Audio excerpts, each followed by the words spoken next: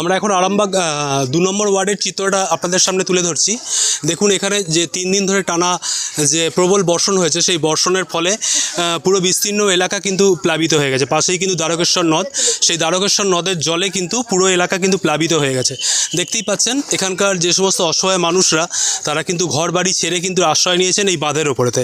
তো এখানে যারা আছেন আশ্রয় নিয়েছেন এই বাঁধের ওপরেতে, তো একদিন দাদাকে পেয়েছি। দাদা, কী রকম অসহায়তা আপনারা ভুগছেন, কী কষ্ট হচ্ছে আপনাদের যদি একটু বলেন। কষ্ট বলতে আমাদের তো কষ্টই বাঁধের উপরেই ছেলে মেয়ে জিনিসপত্র তোলা নানা প্রত্যেক বছরই হয়, এবছর তো দুবারই হয়ে গেল। এবং রাত জাগা, ছেলে মেয়েদের খাওয়া দাওয়ার প্রবলেম। আর এই মানে তম্বু টাঙানা, বাঁশখুঁটো হট করে কোথায় পাবো, তাতেও লোকের কাছে চেয়ে মেঘে বাঁশখুঁটো নিয়ে এসে করালো। চেয়ারম্যান এসেছিলো, কাউন্সিলর এসেছিলো, আমাদের তিরপল দিয়েছে।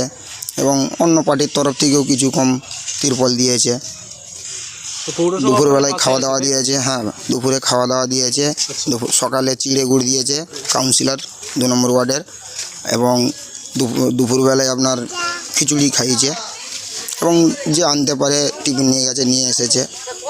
মানে খাওয়া দাওয়া থেকে আপনাদের এই যে অস্থায়ী যে বাসস্থান তৈরি করেছেন, এখানে পৌরসভা আপনাদেরকে সহযোগিতা করেছেন। হ্যাঁ, পৌরসভা সহযোগিতা করছে। অসুবিধা তো আপনাদের খুবই হচ্ছে, কারণ দেখেই আপনাদের যেই জল যন্ত্রণা আপনারা ভুগছেন, সেখানে অসহায়তা আপনারা পরিষ্কার চিত্র আপনাদের ধরা পড়ছে আমাদের ক্যামেরায়। তো আপনারা মানে পৌরসভার কাছে বা প্রশাসনের কাছে কি আর্জি জানাতে চান, যে কীভাবে ওনারা আপনাদের পাশে থাকলে আরও আপনাদের উপকার হবে বাচ্চা কাচ্চা নিয়ে?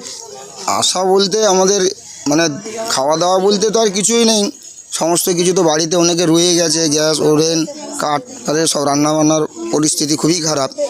যদি কিছু বাচ্চাদের মানে জামা কাপড় এইসব দেয় বা কম্বল আরে দেয়, এবং কিছু মানুষ তিরপল পায়নি, তাদের তিরপলের ব্যবস্থা করে দেয়। এবং 3 টাইম যদি সকালে খাওয়া দাওয়া, বাচ্চাদের খাওয়া দাওয়া, দুপুরে খাওয়া আর রাত্রের খাওয়াটা যদি দেয়, খুবই মানে প্রশাসনের কাছে এবং আমাদের চেয়ারম্যান বা আমাদের ওয়ার্ড কাউন্সিলরের কাছে আমরা আবেদন জানাচ্ছি। আপনার পরিচয়? আমার নাম শেখ হাসান ইমাম, এখানকার স্থানীয় বাসিন্দার। আচ্ছা দিদি, আপনি কি রকম ধরনের কষ্ট পাচ্ছেন, কি অসুবিধা কষ্ট হচ্ছে বলে আপনাদের? তো সকাল থেকে এসে তো এখানে বসে আছি। আচ্ছা, দিয়ে চিড়ে দিয়েছিল বলে সবাই 2টি করে খেয়েছে। আর তারপরে তো আবার এই খিচুড়ি দিয়েছে। খিচুড়িতে খেতে মন যায়নি, কী করবো, বর্ষাকালে নিজেদের ঘর দৌড় ডুবে গেছে, কেউ খেতে পারে। তো আপনি এখন কোথায় আশ্রয় নিয়েছেন? এই বাঁধে বসে আছি। বাঁধে বসে আছেন, মানে এখানে কি কোনো অস্থায়ী কোনো বাসা আপনার কি বানানো হয়েছে তিরপল দিয়ে? তিরপল দিয়ে যে কুড়ে পাড়া করে রেখেছি, সেইখানে তো বসে রয়েছি 3 জন 4 জন 5 জন 6 জন করে আপনার রয়েছি। ফ্যামিলিতে কতজন আছেন? আমাদের আছে 8 জন। আর পৌরসভা থেকে সহযোগিতা পাচ্ছেন তো? হ্যাঁ, পাচ্ছি। ওই খাবার দিয়েছে, চিড়ে গুড় দিয়েছে। আচ্ছা, আর আপনি ঘর দুয়ারে পৌরসভা কিছু প্রশাসনের আনতে কাছে পারিনি। মানে কি চাইছেন, যে কি আর্জি জানাতে চাইছেন? না, তিরপল আসার কিছু দেয়নি। সেইটাই দিয়েছিল বলেই তো ওইটা নিয়েই তো করে রয়েছি। আচ্ছা, মানে গেল যে আগস্ট মাসে যেটা হলো, তখন আপনি তিরপল পেয়েছেন, ওটা নিয়ে আপনি করেছেন। হ্যাঁ। আর এখন কি চাইছেন আপনি প্রশাসনের কাছে, কি চাইছেন বা পৌরসভার কাছে? এখন চাইছি যে ছেলে পুলে যে এরকম করে খেতে পায়নি, আর নাই কীরকম করে থাকবে, এরকম করে ওখান থেকে ভাত নিয়ে লিখে খাবে। আচ্ছা, একটা তো আপনার পরিচয়টা একটু যদি বলেন। আমার পরিচয়, আপনার নাম? আমার নাম নুন্নেহার বিবি। আমরা এখন দেখাচ্ছি আরামবাগ পৌরসভার 2 নম্বর ওয়ার্ডের চিত্র।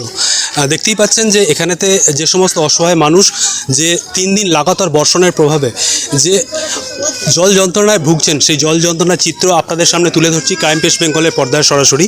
এখানকার মানুষ দেখছেন তাদের যে স্থায়ী বাসস্থান, সেই স্থায়ী বাসস্থান ছেড়ে ওনারা কিন্তু এই বাঁধের ওপর একটা সামান্য ত্রিপল খাটিয়ে তারা কিন্তু মাথা গোজার সম্বলটুকু, আশ্রয়টুকু করেছেন।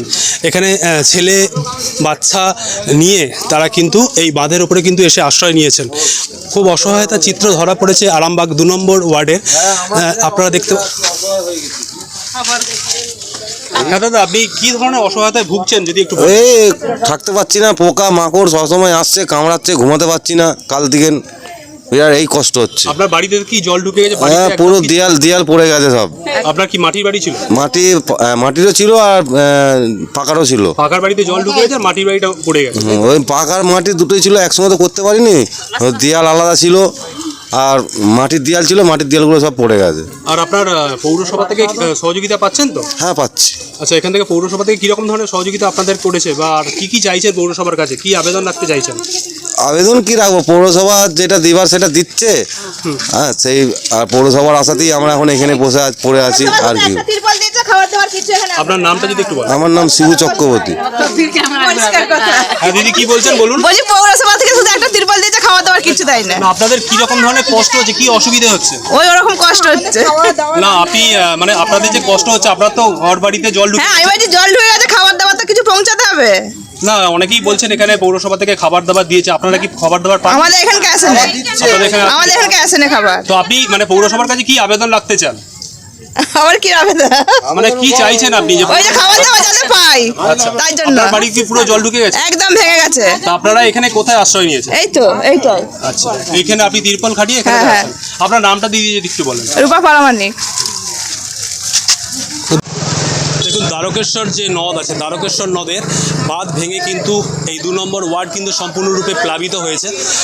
অনেক মানুষ কিন্তু ঘর ছেড়ে, আপনাদেরকে দেখিয়েছি, ঘর ছেড়ে তারা কিন্তু বাঁধের উপর আশ্রয় নিয়েছেন, অস্থায়ীভাবে ত্রিপল খাটিয়ে কোনো রকমভাবে তারা আছেন।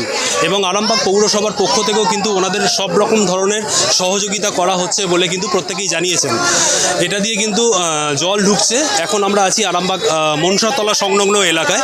সম্পূর্ণ এলাকা কিন্তু প্লাবিত হয়েছে, সম্পূর্ণরূপে কিন্তু প্লাবিত হয়েছে। দাদা বলুন, আপনারা কি অসহায় অবস্থার মধ্যে আছেন? কি করবো, চারিদিক তো সব ডুবে গেছে, চারিদিক বাড়ি বাড়ি সব জলে ডুবে গেছে। এখন আপাতত মাছ ধরে বিক্রি করে ওই পয়সা দিয়ে খাবার দাবার খেতে হবে। তাছাড়া সবার থেকে আপনাদের কি অবস্থা? পৌরসভা থেকে একবারই দিয়ে গেছে খিচুড়ি, তারপর তো আর আসে না। আপনারা এখন কোথায় আছেন তাহলে? এখন আমরা ছাদে বাঁধে করে, লোকের বাড়ি ছাদে বাঁধে করে আশ্রয় নিয়েছি।